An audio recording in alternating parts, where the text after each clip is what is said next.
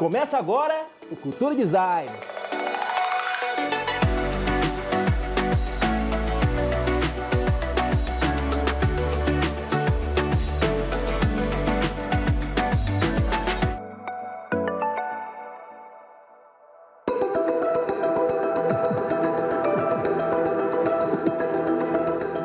Então, esse projeto que é o PopXYZ, nome de código Arapiraca no escritório, porque ele demorou quase 7 anos para sair de terra. Mas é um projeto meio icônico também para a gente, porque ele reagrupa todas essas ideias que a gente tenta expor e explorar. É um prédio um pouquinho menor, que tem 8.000 metros quadrados, mas ele tem essa peculiaridade, talvez, de se inserir na Vila Madalena. E a Vila Madalena, na época, antes de ter essa urbanização um pouquinho mais densa e vertical, era um tecido urbano muito leve. Era casinhas, era um bairro antigamente de casinhas portuguesas. E a gente viu que quando teve esse início de urbanização, tinha uma rejeição do bairro, da população, porque justamente a gente mexia um pouquinho sobre essas características que todo mundo conhece da Vila Madalena, de casinhas pequenas, de bares, de ser boêmia, de ser esse bairro muito simpático. Então, por que a arquitetura está chegando lá para verticalizar um bairro que era muito legal? É complexo, mas a verticalização é absolutamente obrigatória hoje em dia nas megalópolis, senão a gente vai ter uma mancha urbana expandida de mais de 50 quilômetros que proporciona inigualdades sociais imensas. Então, infelizmente, a Vila Madalena vai ter que aceitar uma verticalização para o bem de todos. Agora, a ideia de saber como que a gente faz isso, como que a gente vai compor e não destruir uma alma muito forte de um bairro residencial com baixa densidade, com casinhas baixas, mas que tem que receber um pouquinho de urbanismo e de arquitetura e de densidade. Então, a ideia é justamente ter essa humildade de se inserir dentro de um tecido bem peculiar que tem essa história forte, essa identidade cultural muito forte também. Todo o trabalho inicial foi de tentar reduzir a percepção da massa construída. Por isso que a gente fez uma difração de um bloco só em 9 mini-torres, que dá a impressão de ter essas mini-torres, mas na verdade é um prédio só. O pensar um apartamento de uma forma mais doméstica, no sentido de empilhar umas casinhas, uma em cima da outra, que era muito condizente com o bairro também. Por isso a gente optou de repetir o que a gente tinha feito no Fidalga, de ter uma torre central, que é uma torre de circulação. Você tem os elevadores, as escadas e tudo as entranhas técnicas que vão distribuir os apartamentos. Uma vez que você fez isso, você tem que ter passarelas para acompanhar as pessoas até a entrada da casa, entre aspas. Por que da casa? Porque essa passarela é externa, ela permite justamente sentir o calor, o frio, a chuva. Quando chove, chove mesmo um pouquinho dentro dessas passarelas, mas faz parte dessa vontade de reconexão com o meio ambiente. Então, uma vez que você saiu do elevador, você vai ficar no ambiente externo de novo até ter as chaves na mão e abrir a entrada da sua mini casa. E essa difração permite também de ter muitas mais vistas. Uma vez que você fez isso, tem consequências de ventilação, de insolação e de passarelas que permitam também essa frição social que é legal para tentar reconhecer ou conhecer o vizinho que mora do lado de você. Isso era parte mais de implantação de arquitetura. Depois tem esse pensamento de materialidade que vai se conectar mais uma vez sobre o contexto do bairro. Então a gente queria usar materiais do próprio bairro e todas as fachadas externas desse complexo são de concreto projetado que você pode achar nas casinhas que tem na Vila Madalena. E, ao contrário, por dentro a gente usa azulejos reflexivos, então, porque é reflexivo um azulejos que permita o rebatimento do sol por dentro dessa parcela que estava um pouquinho escura. E esse azulejo, o desenho é inspirado justamente da implantação do próprio prédio. Então, é um círculo assim de um microdesign até o macrodesign. E o Arapiraca tinha essa coisa mágica de ter dois acessos. Um pequenininho na Rua Delfina, que tem o Bar Astor, que é muito famoso, tem muitos bares e vida comercial aqui. E aí a gente usou a fachada ativa, que se chama fachada ativa, e a permissão pela prefeitura de ter um térreo comercial. E uma vez que você tem uma fachada ativa, quer dizer, um comércio, você religa um pouquinho esse espaço que era privado com a cidade. Você tem essa interação e reoferta uma praça urbana para os moradores da Vila Madalena. E embaixo, como era um pouquinho mais tranquilo, que não tinha comércio, a gente fez uma coisa que a gente tenta sempre pensar e recuar a fronteira do privado. Não fazer uma doação do terreno, mas sim manter as barreiras de entrada no fundo da parcela.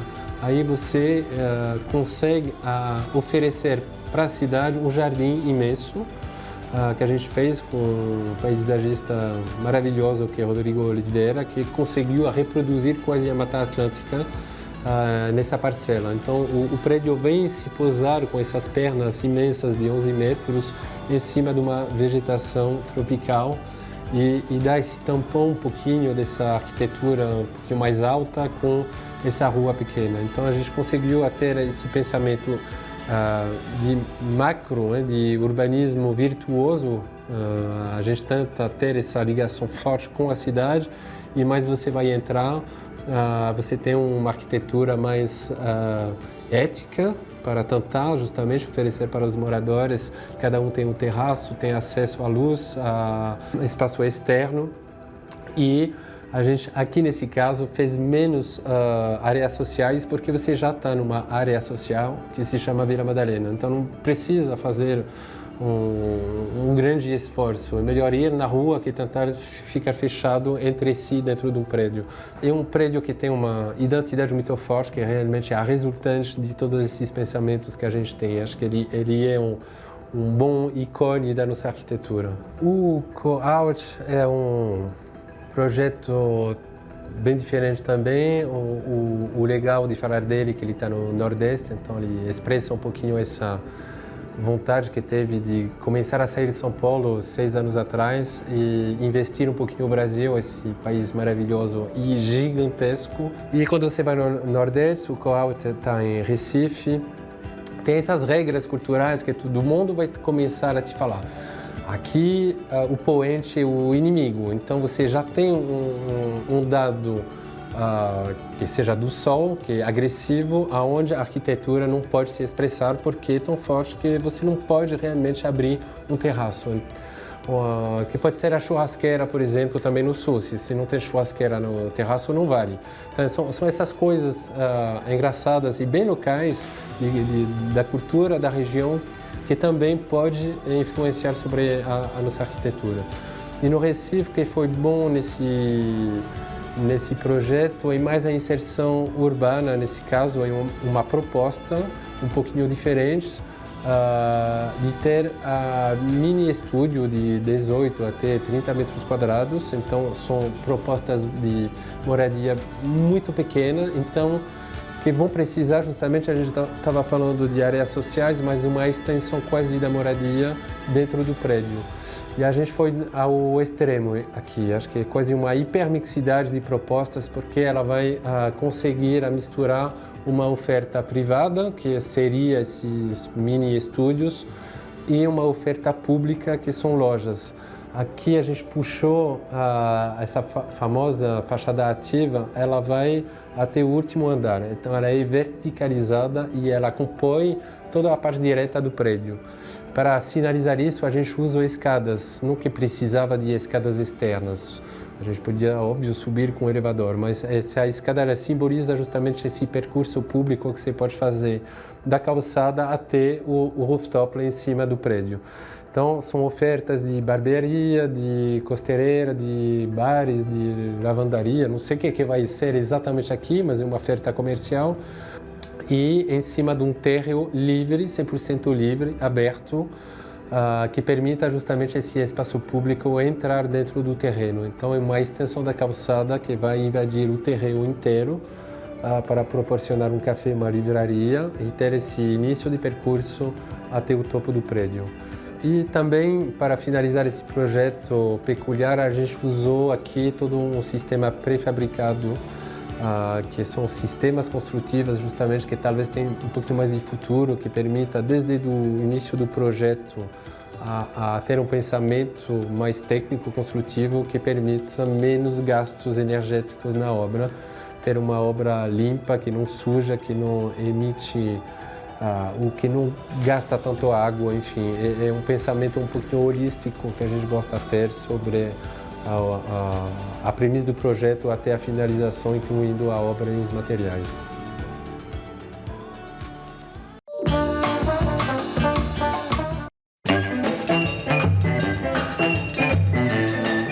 Olá! A gente está aqui hoje na fábrica da Uniflex. Lembra da cortina rolô, cortina automatizada e aquele tecido que não pega fogo? Legal, né? Vou te mostrar tudo aqui, o processo, como funciona, o maquinário usado, cheio de tecnologia, inovação. Ficou curioso? Chega aí que eu vou te mostrar. Chega aí, vamos lá. Muito bem, sejam bem-vindos à fábrica. Aqui é onde tudo começa. Esse é o nosso estoque de matéria-prima, os tamanhos, as cores, as espessuras do material que é usado nos projetos personalizados dos nossos clientes. Olha só, aqui está um exemplo de cortina rolô. É um projeto personalizado no tamanho e na espessura que o cliente escolheu. Aqui uma etapa do processo muito importante, é onde está sendo realizado o corte da cortina Mystic para o projeto personalizado. E como eu falei lá no início, aqui é tecnologia, né? Essa máquina realizou um corte preciso. Olha isso. Aqui nesse departamento é onde está aquele arco-íris de cores, são as lâminas de alumínio. Certamente, meu caro galã, se você estivesse aqui, ia querer fazer uma cortininha rosa para Kimi. Gostou da ideia? É aqui o lugar. Chegamos aqui num processo muito, mas muito legal. Curiosidade, a persiana pode ser de madeira. Estou aqui com uma lâmina que o meu amigo David vai montar agora uma persiana aqui, que é um processo manual, de paciência. É uma a uma, né, David? Vai usar aqui as escadinhas e vai começar agora o processo. Mostra aí. Caraca, que rápido, hein, David? Eu disse que era de paciência, mas você... Caraca! Ó a prática. Colocando a mão na massa, hein? Essa é a minha missão, David. Na hora que eu vou numa fábrica, eu mostro aqui, ó. Eu aprendo rápido o processo. E aí, certinho? E depois desse processo de paciência com meu amigo David, nós temos aqui a persiana finalizada, prontinha para embelezar o seu projeto, motorizada. Quer ver? Subiu. Subiu. Curiosidade, você sabe como são feitas as cortinas romanas? Aquela famosa com os gominhos? Nosso amigo André vai mostrar agora o processo de produção. Chega aí. Aqui são as varetas, certo? Isso. Aqui que eu faço aqui. Eu vinco ela. Essa aqui é para vincar silicone, para ajudar ele a passar. Aqui agora eu vou ajudar você. E aqui eu travo o tecido com esse macarrãozinho de silicone. Agora é hora de bater. Aí aqui você pode bater a vareta todinha até lá.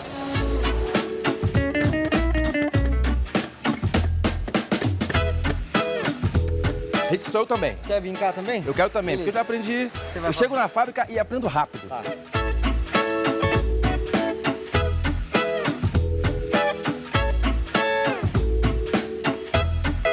E aqui estamos com a linda cortina romana finalizada que eu e meu amigo André confeccionamos. Olha ela funcionando.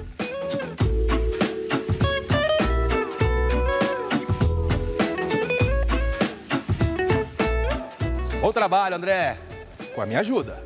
Chegamos na pré-montagem da famosa cortina rolô, que eu e meu amigo Mini Galã mostramos no primeiro episódio, lembra? E agora o Wellington vai mostrar pra gente o processo de produção. Vamos lá? São 3 processos na fabricação da cortina rolô. Agora é o corte. E agora o Wellington vai inserir o tubo e tirar a largura. É o que ele disse.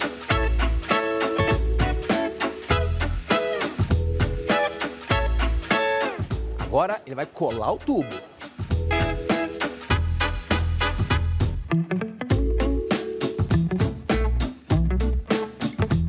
Já tá pronto. Pô, que rápido, hein?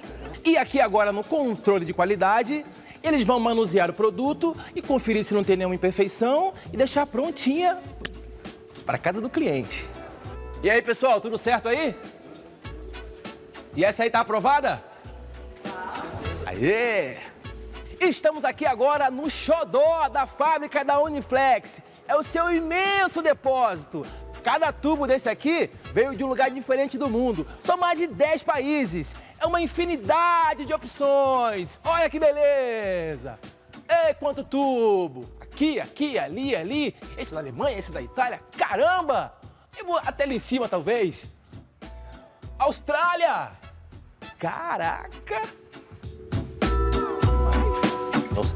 Trabalhamos com as melhores obras, os melhores arquitetos no high-end do mercado, trazendo sempre o que há de melhor do mundo inteiro.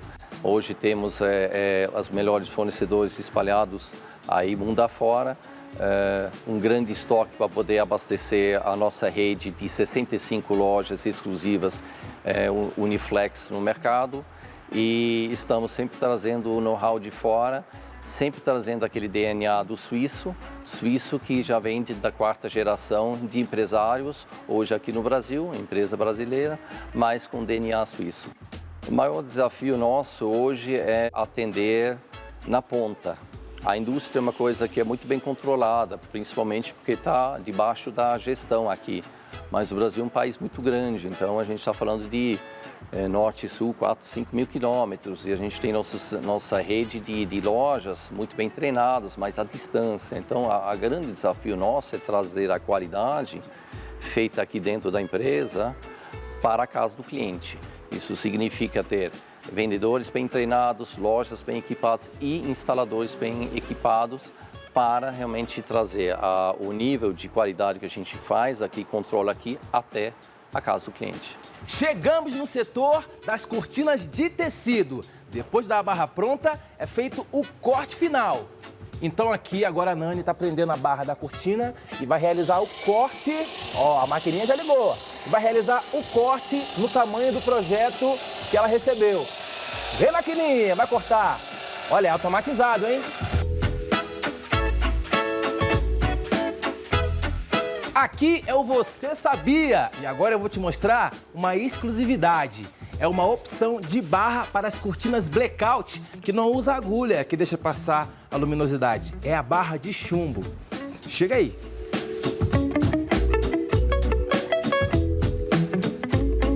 E temos aqui a cortina de tecido finalizada. Barra pronta, passadinha. E tá prontinha para embelezar e trazer aquele conforto pro seu ambiente. Ah, e tem mais um detalhe, ó. Ela vai chegar assim, ó, embaladinha. Nossa, parece um presente, né? Que legal.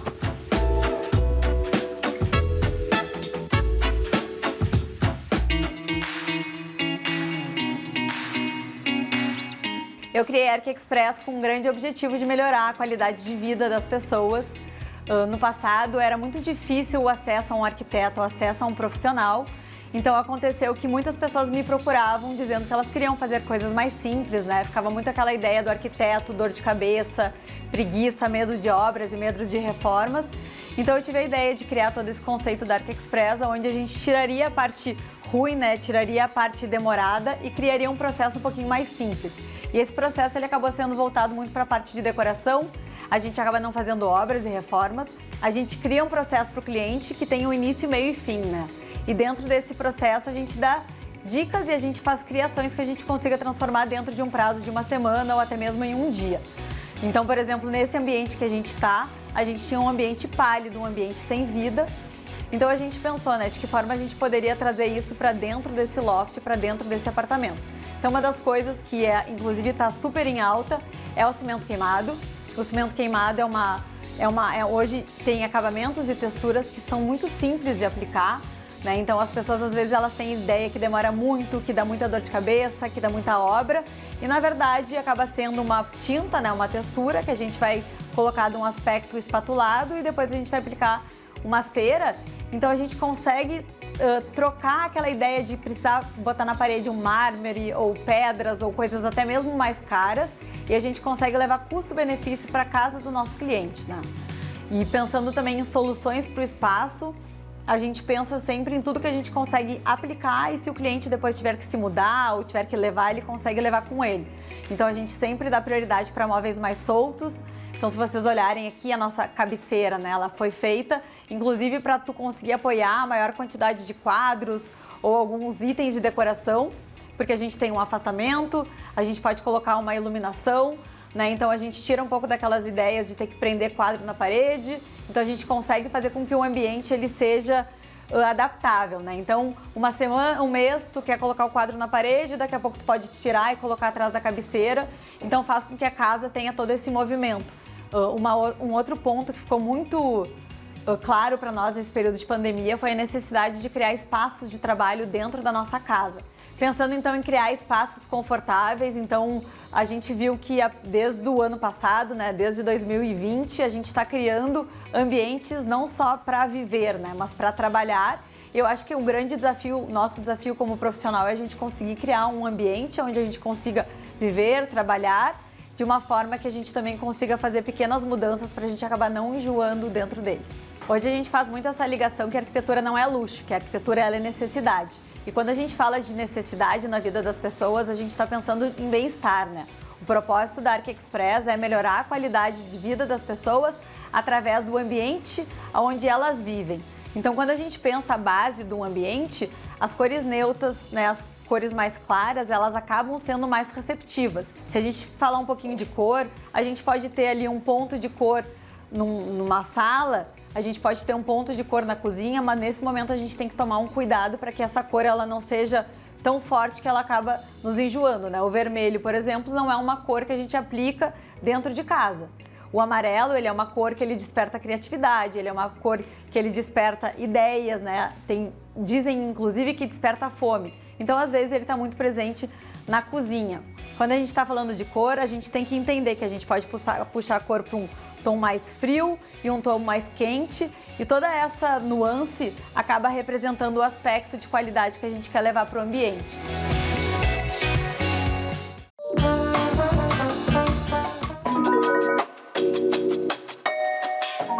No Estúdio Penha a gente tem uma linha de pensamento, uma filosofia que a gente vai amadurecendo, que a gente vai construindo à medida do tempo, se especializando, mas ao mesmo tempo não tem um conceito. Se eu pudesse falar do conceito geral, eu acho que é a paixão pelo trabalho, a paixão, a dedicação. Para você se dedicar e se debruçar sobre uma coisa, você precisa estar muito apaixonado por ela. Então, acho que o que mais nos move é isso, essa energia, essa paixão de acordar felizes, fazer o que estamos fazendo, colocar as mãos na massa, fazer acontecer.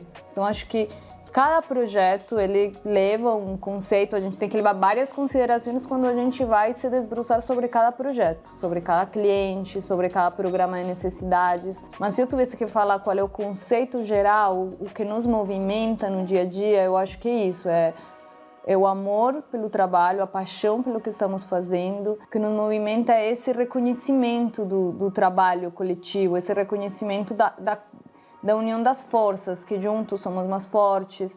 Então não é só Verônica, é Verônica, é Bianca, é Guto, é Simone. É um grupo de pessoas e o que elas juntas conseguem fazer de melhor. Então é esse coletivo, essa força, esse valorizar.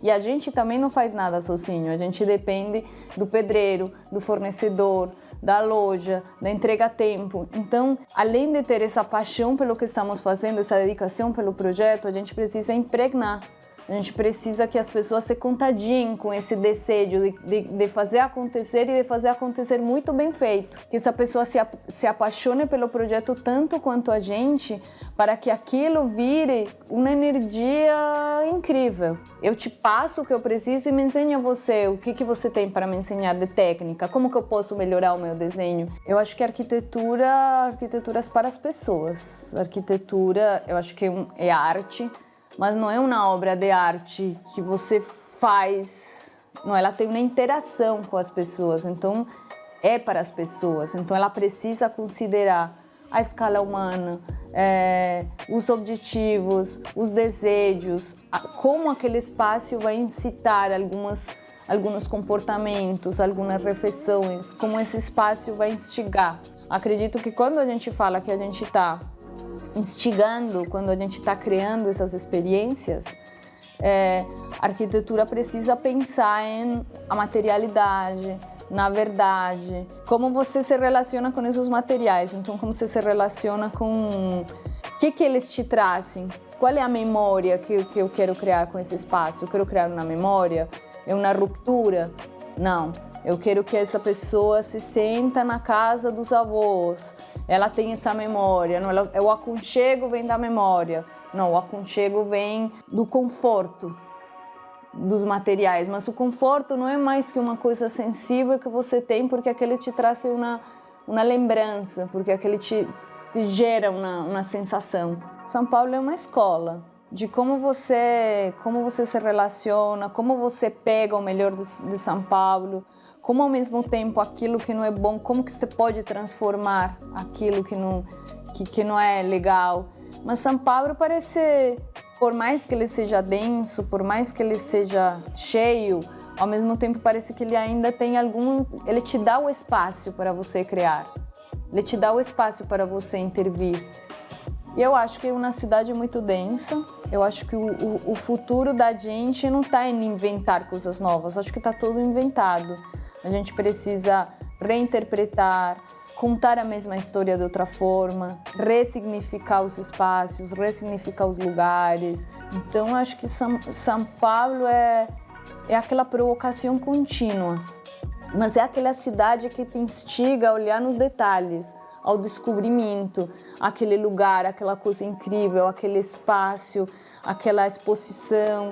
Então, acho que o melhor de São Paulo é isso, como você, no seu trabalho, você precisa olhar para o detalhe, você precisa cuidar do mais mínimo. Em contraposição com São Paulo, eu acho que na arquitetura a pessoa precisa se encantar pelo todo, mas os detalhes ela tem que ir descobrindo aos poucos.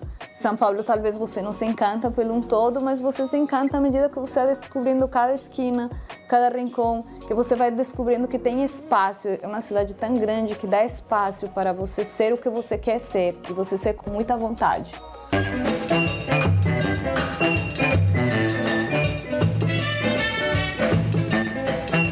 Meu caro Johnny! Meu caro Leblon! Tudo beleza? Tudo beleza. Hoje falaremos mais um pouco sobre design, tecnologia. Nesse caso, dessa fechadura aqui, ó, que ela tem muita tecnologia e não necessita daquela famosa dancinha do ai meu Deus, cadê minha chave? Eu perdi minha chave, não acredito. Pô, Leblon, fazer dancinha é muito legal, né, cara? Mas como você tá na balada e não fora de casa, livre, louco, pra saber se perdeu a chave ou não, né? É verdade. E olha que de dancinha eu entendo, hein? Fui lá no Balé Bolshoi em Joinville, fiz uma super aula com o mestre do balé, foi muito legal, mas isso não vem ao caso. Vai, vamos ao que interessa.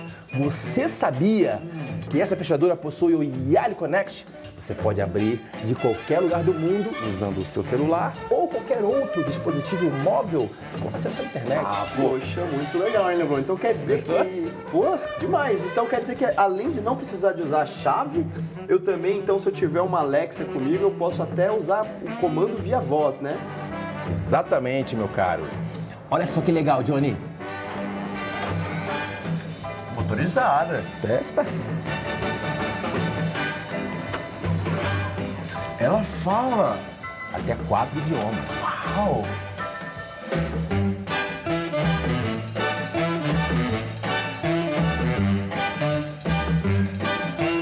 E esse detalhe, Johnny, deixa o visual da porta mais bonito, permitindo que nossos arquitetos Tenha um objeto funcional de design nos seus projetos, deixando tudo de forma mais tecnológica. Legal, mas falando de funcionalidade, eu tenho uma dúvida. Ela é alimentada por 4 pilhas AA. E se as pilhas acabarem? Mas é novato mesmo, né, meu caro Johnny Boy? O que você está pensando? Que acabou a pilha, você vai ficar para fora?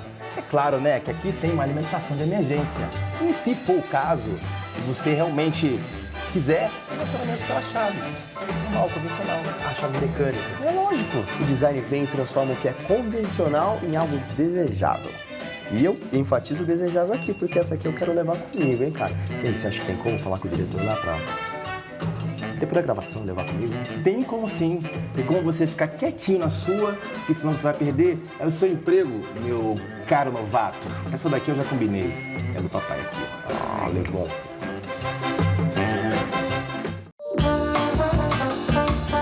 É pra lá que eu vou, Paraty. Uau, Paraty! Ô, gente, como assim Paraty? Não me convidaram. Fica tranquilo, assiste que tá muito legal. Olha lá. Relaxa, Gil, tá muito bom. Oi, Giovana. Oi, Maria. Oi, Estamos Levanzinho. em Paraty, no Rio de Janeiro. E pela companhia aqui desse grandão, o que vai rolar hoje? Hoje é dia de muita aventura. A gente vai conhecer várias cachoeiras. Alambiques e a Fazenda Bananal, que eu tô super ansiosa. Bora? Vamos que o dia é longo. Que é de aventura, né? Tô pronto pra Levão, isso. por favor. Tô faria Primeiras essa honra. primeiras damas. Exato.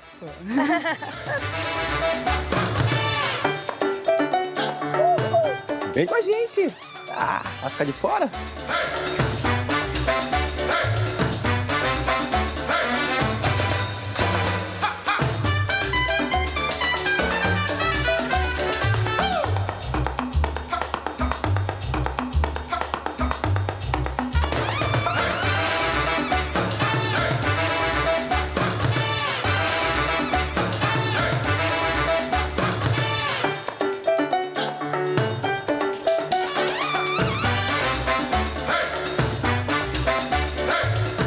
Chegamos aqui na cachoeira Poço da Usina. Tem 6 metros de profundidade, hein? Atenção, blogueiras! Agora uma sessão de posições para que você contemple a cachoeira com as suas fotos, hein? Agora vai a primeira, aquela carinhosa. Essa é clássica, né? Finge que vai, mas não vai. Ah, agora os 3 amigos. Vem, Vitória. Com V de Vitória, hein? Ai, vi aqui. Com aquela animação de sempre. Ah. Valendo? Atenção, blogueiras! Olha, acabamos de encontrar aqui a roupa da Dona Cobra, Cuidado pra não esquecer a roupa, né? gente. Que trocou. Deve estar toda bonitinha por aí. Olha o figurino da Dona Cobra. Olha a parte da barriguinha dela. E o mais legal é que ninguém mexe com a cobra, porque aqui é a casa dela. Então vocês peçam a bênção aqui, pedem o respeito da cobra, porque aqui é a casa dela, gente. Nós somos os visitantes. Aqui é a casa dela. Todo respeito. Então ela pode deixar a roupa em qualquer lugar. E agora o momento fashion em Paraty. Olha esse chapéu da Maria, que lindo! Folha de imbaúba. Dizem, tem relatos que os indígenas usavam isso como chapéu antigamente. Olha que beleza! Não, o da Maria é uma versão mais Mais seca. moderna, assim, O né? meu é mais... Vai. tradiça, Essa é a versão polvo e essa é a estrela do mar. Aqui você, ó. Não, sabia que ia sobrar Tá pra mim. Ai, esse chapéu. Tá bom, vai. Tá bonito. Achei bonitinho.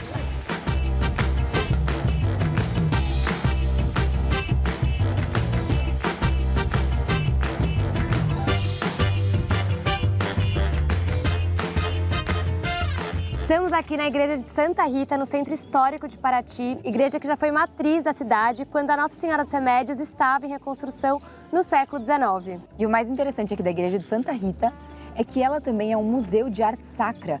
E não é um museu normal não, tá bom, gente? É um museu de arte sacra onde nas procissões essas artes, elas andam pela cidade, elas caminham pela cidade. Então ele é um museu vivo e todo mundo tem contato com essas obras. Imagina, Leblon, que demais? Sim, e esse museu, ele tá repleto de obras diversificadas do século XVIII que eram usados em rituais litúrgicos, como missas, batizados, casamentos e festas realizadas no interior e no exterior das edificações.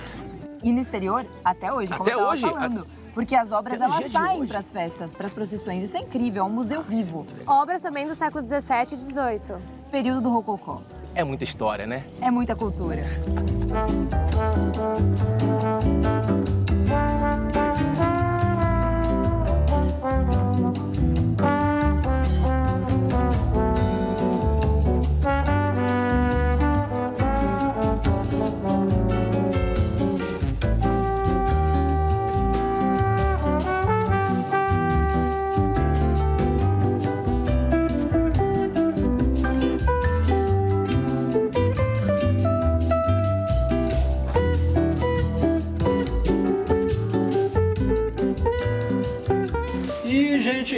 tô vendo que vocês estão aí em Paraty. Como é que vocês vão assistir o programa? Tem sinal aí? Santa Catarina, Minas Gerais, Paraty, Rio de Janeiro, Jalapão, aonde quer que você esteja, você pode nos acompanhar. A Sky está onde você está. Você pode assistir de onde e quando você quiser, seja pela televisão, pelo computador ou pelo seu telefone. E continuamos a nossa viagem por Paraty, em mais um lugar cheio de histórias que as meninas vão contar pra gente. Pois é, Leblon, a gente chegou aqui no Alambique Pedra Branca. Sabe por que Pedra Branca? Fala aí!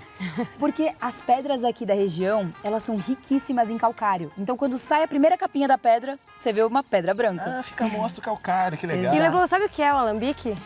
Fala aí, Maria. O alambique é onde tem a plantação da cana-de-açúcar e tem toda a produção até chegar na cachaça, no melado, na rapadura. delícia. E Gi, qual é o diferencial desse alambique? O diferencial aqui é que a colheita é manual. Então, eles usam uma faca toda especial para conseguir cortar a cana. É incrível. É a moda antiga. E agora eu vou falar uma coisa. Você sabe por que o alambique é tão importante para a cidade? Porque foi um dos responsáveis pelo crescimento dessa região. Ah, muito legal.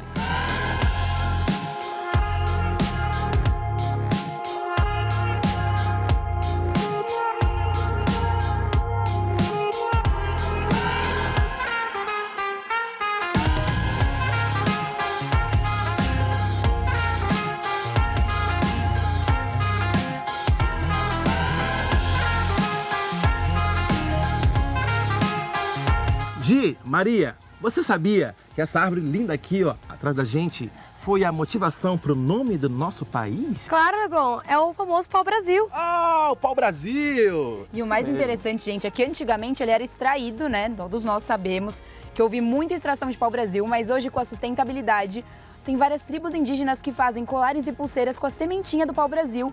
E assim a gente deixa o nosso pau-brasil colorindo o Brasilzão afora, certo? Ah, que beleza!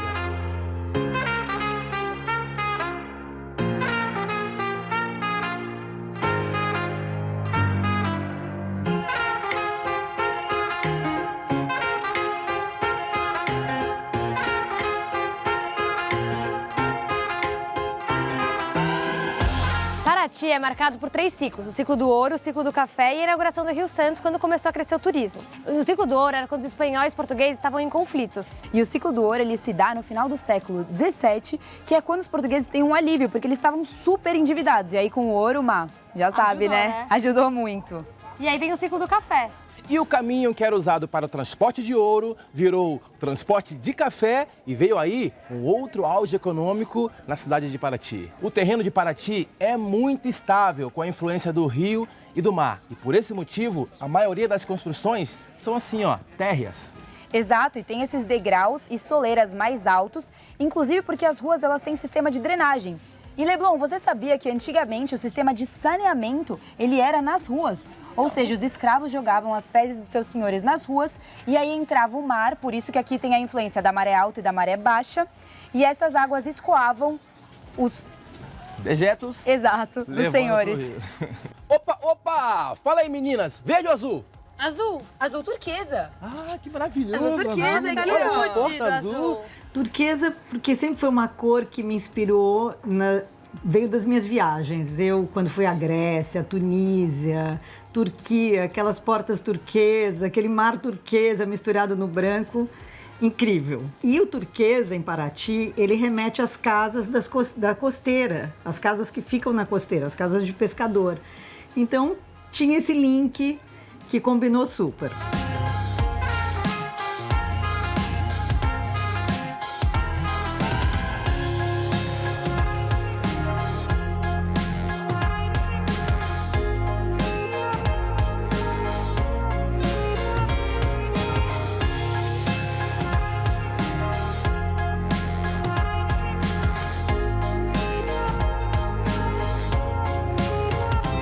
Estamos aqui na Ilha do Mamanguá. Leblon, sabe Lindo. que filme foi produzido aqui? É o Lagoa Azul? Não. Qual? Crepúsculo. Ah, dos vampirinhos? Esse mesmo. Que legal, aqui nessa praia? Aqui nessa praia, ali naquela casa.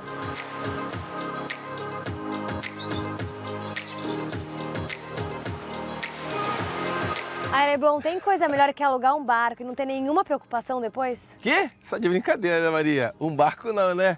Um iate. Olha isso. 4 suítes, cozinha gourmet.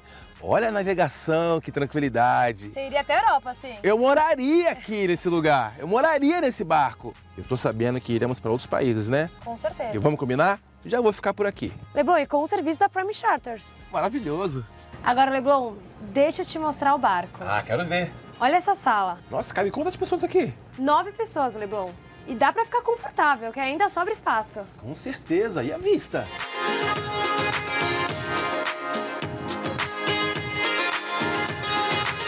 Mesa de jantar interna do barco e tem lá fora também, se você quiser, ao ar livre. Nossa, que legal, Maria. A experiência é incrível, né? Você tá no conforto de um hotel em alto mar.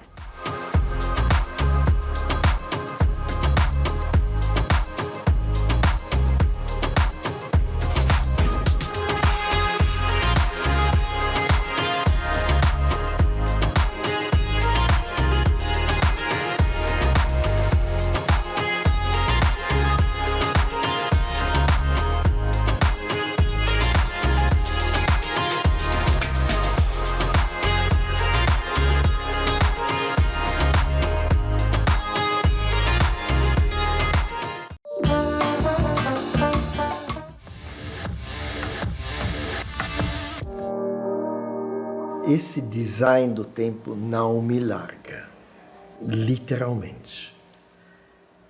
Ele me leva para áreas que jamais imaginei. De ter, de uma hora para outra, o desafio de colocar, de uma outra maneira, a dimensão do tempo dentro de tapetes, com certeza jamais imaginei. Indo para outdoor mídia, indo para virar monumentos, fazer parte de arquitetura, tudo. Mas tendo a volta da minha história do designer. Na realidade, eu queria estudar arquitetura e virei designer gráfico. Graças a Deus, porque como arquiteto provavelmente não teria achado um trabalho para atingir um país gigante como o Brasil.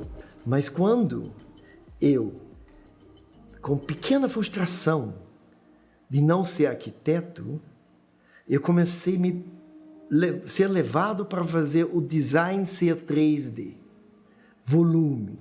Porque design era sempre plano, as marcas eram bidimensionais, não tinha a riqueza que eu queria. E na hora que eu estava iniciando a escola, eu olhei para um artista que se chama Vitor Vasarely. Obras fascinantes, porque eles fazem o volume de esferas. Eu não sei porquê, de repente, tudo que eu fazia de design na escola, e todo mundo achava que era louco, era bolas. Fazia uma embalagem de uma bolsa de casaco de pele, fotografando uma onça e transformando ela em volume. Fazendo uma capa de livro do Aldous Huxley's Brave New World, O Mundo Admirável Novo, Vida in Vitro. Eu fiz a capa virar grávido. Bola. Como é que Deus me aponta o caminho para o Brasil? Para encontrar uma empresa que é o quê? Bola? Globo? Estava tudo escrito. Estava tudo desenhado. Eu só precisava seguir o destino, os sinais. Uma revista que aponta a dizer, olha, no Brasil tem a DPZ, tem algum estúdio de design, porque foi publicado na Alemanha. Eu vi e me arrisquei, graças a Deus. Mas que Vasarely é um homem que usava bolinhas e eu dizendo, espera um pouquinho, meu design, se ele forma 43.200 desenhos a cada 12 horas, se eu pego isso e transformo os bolinhas do Vasarely, que me inspirou em 65, hoje, eu vou transformar o Vasarely em tempo. Em lugar de ser bolinha só, vai ser tempo. E de repente eu falei, espera um pouquinho. Se eu vou mostrar que o tempo está em todo lugar, e pego uma câmera e aproxima numa asa de uma borboleta azul, que eu vi sempre voando ao meu redor, na vista chinesa, e percebo que lá no ponto, naquele mínimo ponto que está na sua pele, está no móvel, está no prédio, tem pixel, porque está marcado o tempo. Eu falei, e se eu pego o quadro da Mona Lisa, que foi pintado 500 anos atrás, e eu mostro lá de perto que ele é feito de pixels, como a borboleta é feita de pixels. E quando a câmera afasta, são várias borboletas, e todos são feitos de pixels. Aí quando afasta, vira a floresta da Tijuca do Rio. E quando afasta, vira o Cristo, todo o Rio. E quando afasta, vira o mundo, porque o mundo é um pixel. E este pixel me levou a fazer coleções de tapetes. Porque qualquer coisa que Deus fez, ou Leonardo da Vinci, ou Michelangelo fazendo o toque de Deus, que está pintando na Capela Sistina, ela tem tempo contado. Daqui a 10 mil anos não vai existir. Daqui a 10 mil anos não vai ter nem a pirâmide do Egito, ela vai ser areia. Porque tudo passa. E isso virou uma linguagem onde milhares de pontos, que só vê de perto, de longe não. De longe eu respeito muito Salvador Dalí, que faz os relógios derretendo. Ele já representava que vai acontecer. Ele provavelmente sabia de Cronos e de Kairos. E isso tudo virou um presente que eu posso pegar as cachoeiras mais espetaculares do mundo, que está em Foz do Iguaçu. De longe é a cachoeira, de perto é o tempo. E tudo, até de animais, de esportes, de paixões, vira um papel de parede, vira tapetes, coleções infinitas. E você tira uma foto sua e aproxima e vou descobrir que na sua pele tem pixels. E de longe eu vejo você, mas de perto eu vejo que você tem o seu tempo contado. E todos têm o tempo contado. Porque o tempo acelerou de uma maneira que não tem mais como administrar. Porque nosso tempo, como Oscar Niemeyer, com 100 anos de idade, quando viu esse relógio, encontrei com ele um dos momentos mais incríveis da minha vida, e ele olhou, entrou no meu tempo e me pegou pelo braço. Ele falou, Hans, volta, eu nunca encontrei um entusiasta igual na minha vida. Com 100 anos. Porque Oscar Niemeyer viveu até 105 anos criando, desenhando. E ele dizia, a vida é um sopro. Isso que a humanidade não pode esquecer. E isso sim tem potencial para aqueles que querem de ser, em inglês, reminder.